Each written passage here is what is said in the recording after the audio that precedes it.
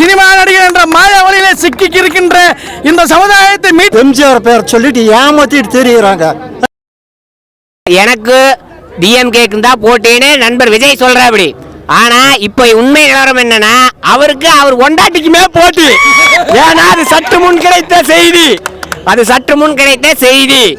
ஆனா இந்த திராவிட மாடல் ஆட்சியில எத்தனையோ நல்ல திட்டங்கள் எத்தனையோ மக்களுக்கு அடித்தட்டு மக்களுக்கு குறிப்பாக பெண்களுக்கு நிறைய பயன்பட்டு இருக்குது. அதை எல்லாருமே நல்லா சொல்றாங்க. எங்களுக்கு இந்த மாதிரி ஒரு 1000 ரூபாயோட மதிப்பு எங்களுக்கு தெரியுது. அதை நிறைய பெண்கள் சொல்றாங்க. ஆனா இந்த மீடியால உட்கார்ந்து இருக்காங்க பாத்தியா, இந்த ரெட் பிளிக்ஸ் அவன் புள்ள அதாவது இந்த ஃப்ரீ பஸ் கொடுக்கறது ஏளனமா பேசுறாங்க. என்ன எப்படி பேசுறாங்கன்னா பெண்களுக்கு பாதுகாப்பு இல்லை. அப்போ டெல்லியில குஜராத்ல டெல்லியில இந்த மாதிரி வட மாநிலங்களை எத்தனையோ பெண்கள் காணாம போறாங்க. ஏன் அதை பத்தி பேச வேண்டியதானே? ஏன் பேச மாட்டேங்கிறாங்க?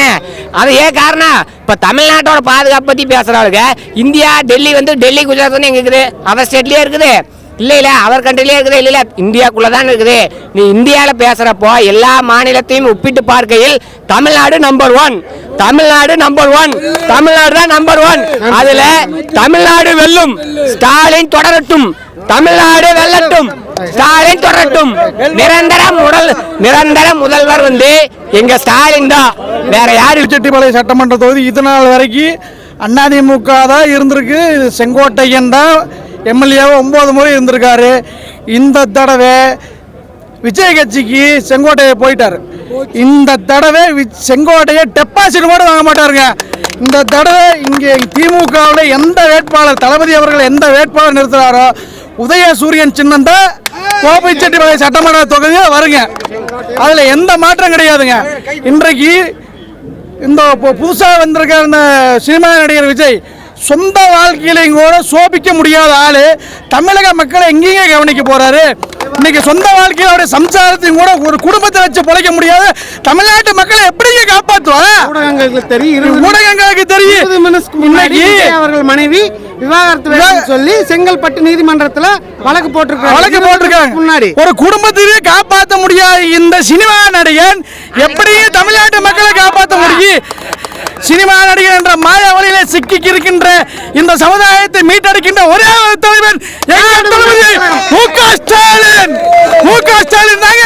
இன்னைக்கு 7 வருஷத்துக்கு முன்னாடி தமிழ்நாடு முதலமைச்சர் சொன்னாரு, திமுக ஆட்சிக்கு வந்தால் திராவிட முன்னேற்ற கழகம் 30 ஆண்டுகள் ஆட்சியில் இருக்குன்னு சொன்னாரு. இப்பவும் சொல்றேன், 5 ஆண்டுகள் இன்னும் 25 ஆண்டுகள் திராவிட முன்னேற்ற கழகம் தான் தமிழ்நாட்டை யாரும் எந்த முன்னாடி எந்த சினிமா நடிகர் டெல்லியில இருந்து வந்தாலும் சரி எங்க இருந்து வந்தாலும் சரி திமுக எந்த கொம்பனாலும் திமுக அசைக்க கூட முடியாது. விஜய் சொல்றாரு எங்களது இளைஞர் பட்டாளம் குடும்ப ஆட்சியை ஒழிப்போம் அப்படிங்கிறாங்க. எங்கள் ஆட்சி எல்லாருமே குடும்ப ஆட்சி தான், எங்களது மாணவர் ஆட்சி தான். மீண்டும் 2026 எங்களது திராவிட முன்னேற்ற கழக ஆட்சி மீண்டும் மிகப்பெரிய வெற்றியை அடையும். இது கரூரில் எங்களையெல்லாம் வளர்க்குறவர் எங்கள் அண்ணன் செந்தில் பாலாஜி இன்னைக்கு எதை நினைச்சாலும் எது வேணாலும் சாதிப்பார். 2026 எங்கள் செந்தில் பாலாஜி யார் என்று இப்ப ஆடும் இந்த கூத்தாடி விஜய் அவர்களுக்கு தெரியும். கரூர் சம்பவம் கேள்விப்பட்டிருப்பீங்க.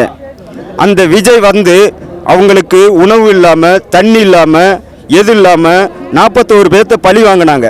அது கடைசியில் எங்க அண்ணன் செந்தில் பாலாஜி மேல பழி வந்தது. இப்போ வந்திருக்கிறது எத்தனை பேர் வந்திருக்காங்க, என்னென்ன வசதி இருக்கிறது, எவ்வளோ பாதுகாப்பு இருக்கிறது. இத்தனை பாதுகாப்பும் அண்ணன் செந்தில் பாலாஜிக்கு எங்களுக்கு அனைவருக்கும் கொடுத்திருக்கிறார். செந்தில் பாலாஜியை பேசக்கூடிய தகுதி விஜய்க்கு இல்லை. 2026 மீண்டும் திராவிட முன்னேற்ற கழகம் ஆட்சி அமைக்கும்.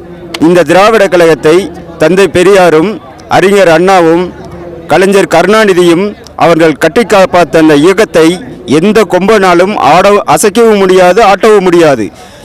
யாரு நின்னாலும் ஸ்டாலினை வெல்ல முடியாது. ஆச்சா, எக்காரணத்தை கொண்டும் யாரும் தப்பான கணக்கு போட்டு பேசிட்டு இருக்கிறாங்க.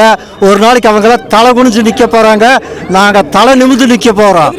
நீங்க எலெக்ஷன்ல ஓட்டு போட்டு எண்ணி பாருங்க, யாரு நிமிந்து இப்படி நிக்கிறாங்க, யாரு தோத்து ஓடுறாங்கன்னு பார்க்கல.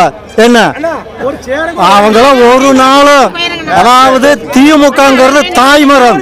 நான் எம்ஜிஆருடைய பக்தன். ஆனா அண்ணா திமுகவை காரி துப்பி போட்டு வந்திருக்கிறேன் நான், தெரியுமா? நாளை எம்ஜிஆர்னா உயர கொடுத்துட்டு ஓடுற ஆளு. இன்னைக்கு அண்ணா திமுக வந்து பேரை சொன்னாவே வெக்கமா இருக்குது. ஒவ்வொருத்த என்ன அவன் பண்ற கூத்து, என்ன அவங்க பண்ற கூத்து. எடப்பாடி ஒரு பக்கம், டிடி தினகரன் ஒரு பக்கம், இந்த என்னமோ சசிகலா தம்ம நாளைக்கு சாக போகுது, அந்த அம்மா ஒரு கட்சி ஆரம்பிக்குது. இவங்களுக்கெல்லாம் இது தேவையா? அப்ப நாங்களாம் ரட்டளைக்கு ஓட்டு போட்டு ஒரு காலத்தில் இருக்கிற பைத்தியக்காரரா? இவங்க பைத்தியக்காரத்தனமா அண்ணா திமுகன்ட்டு எம்ஜிஆர் பேரை சொல்லிட்டு ஏமாத்திட்டு தெரியுறாங்க. நாளை எம்ஜிஆருடைய பக்த உயர கொடுத்த ஆளு நானெல்லாம், தெரியுமா? விஜயா இந்த ஜலமத்துல கிடையாது. எலெக்ஷன் முடியட்டு யார் முதல் மந்திரி ஆகுறாங்க, என்ன யார் முதல் மந்திரி ஆகுறாங்க, யார் ஓடுறாங்க பாரு. ஆனா முதலமைச்சர்கிட்ட நான் கேட்டதெல்லாம் கொடுத்தாரு. இன்னும் ஒரு கோரிக்கை நான் வச்சிருக்கேன், நேராக போய் அவரை பார்க்க முடியல. அதனால அவர் நான் கண்ணி கையில் இருந்தாலும் எனக்கு தனிமையாக இருக்கிறதுக்காக ஒரு வீடு கொடுத்தாரு, விளக்கேற்றி வச்சார். நான் இல்லைன்னு சொல்லலை. இப்போ எனக்கு சுகர் வந்து எந்த வேலையும் செய்ய முடியாத ஒரு சூழ்நிலையில் நான் இருக்கிறேன். எனக்கு முதலமைச்சர் அண்ணன் எனக்கு கூட பிறந்த பிறப்பு மாதிரி நான் நினச்சி வாழ்ந்துக்கிட்டு இருக்கேன். எனக்கு அந்த அண்ணன் எல்லா சலுகை வேலையும் செய்கிறாரு, இல்லை நான் சொல்லலை. இருந்தாலும் இப்போதைக்கு நான் அந்த அண்ணன்கிட்ட கேட்கறது எனக்கு ஒரு வேலையை கொடுங்கன்னு கேட்குறேன். பெரிய டிப்போலையோ மாநகராட்சியிலையோ கலெக்டர் ஆஃபீஸில் ஏதோ ஒரு பெருக்கிற வேலை கொடுத்தாலும் சரி, இல்லை ஒரு ஆஃபீஸில் டீ போட்டு கொடுக்குற வேலையை கொடுத்தாலும் சரி. இல்லை அதுவும் முடியல அப்படின்னா எனக்கு வயசு 45 ஆகுது. எங்கே போய் என்ன பண்ணி கேட்டாலும் 60 வயசு ஆனாதான் உனக்கு ஏதாவது கொடுப்பேன், இல்லைன்னா கொடுக்க முடியாதுன்னு சொல்லிட்டு இருக்காங்க. முறையிட்டு எல்லாமே கேட்டு பார்த்துட்டு 60 வயசு ஆனாதான் எதுவும் செய்ய முடியும், எதுவும் செய்ய முடியாதுட்டாங்க. நான் முற்றுக்கண்டிக்கு கூட ஏதாவது கொடுங்கன்னு கேட்டு பார்த்தா முடியாதுன்ட்டாங்க. அதனால எனக்கு முதலமைச்சர் நான் கோரிக்கை வைக்கிறேன். எனக்கு முதலமைச்சர் ஏதாவது ஒரு வேலையை கொடுக்கணும், இல்லை எனக்கு ஏதாவது ஒரு பென்ஷன் மாதிரி போட்டு கொடுக்கணும்.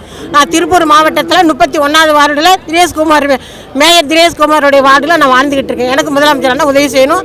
முதலமைச்சர் அண்ணனுக்கு, துர்காதேவிக்கு, கனிமொழிக்கு, உதயநிதி ஸ்டாலினுக்கு நன்றி நன்றி நன்றி நன்றி. எத்தனை தலைமுறை வந்தாலும் எங்களுடைய அண்ணன் ஆட்சிக்கு எதிர்ப்பு எவனுமே கிடையாது. எவனாலும் வர முடியாது. எவனும் வந்தாலும் இந்த நாட்டை கொடி கட்டி ஆள முடியாது. எங்களுடைய முதலமைச்சர் அண்ணனை கண்டு எல்லாரும் பாடம் கற்றுக்கொள்ளணும், பாடம் கற்றுக்கணும். எத்தனை ஜென்மன் ஒன்று எடுத்தாலும் மனித பிரிவின் வந்தாலும் சரி, அவர் ஆட்சிக்கு இவர் தான் வரணும்.